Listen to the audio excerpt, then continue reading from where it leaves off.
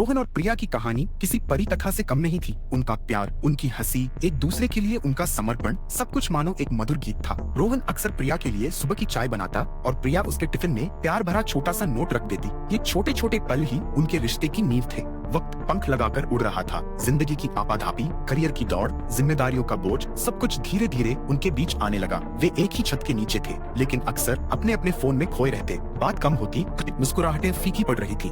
अनकहा सा एक फासला बढ़ रहा था। फिर एक दिन रोहन के जीवन में तूफान आया। उसने अपनी नौकरी खो दी। निराशा और अनिश्चितता के बादल छा गए। प्रिया ने उसे उदास देखा, लेकिन कुछ बोल न सकी। रोहन चुपचाप बैठा था, भविष्य की चिंता में डूबा हुआ। प्रिया धीरे से उसके पास आई और बिना कुछ कहे बस उसका हाथ अपने हाथों में ले लिया। उस खामोश स्पर्श में हजारों शब्द थे। घर में पैसों की तंगी दिखने लगी थी।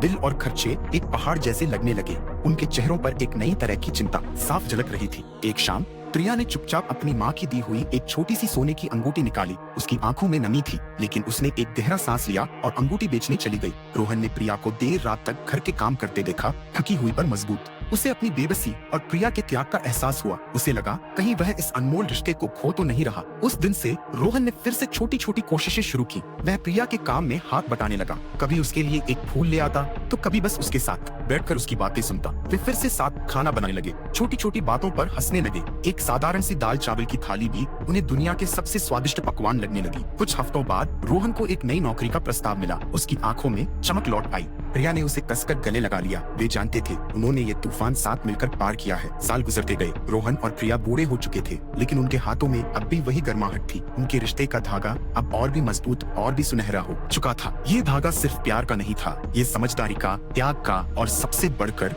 निरंतर साथ निभाने का धागा था।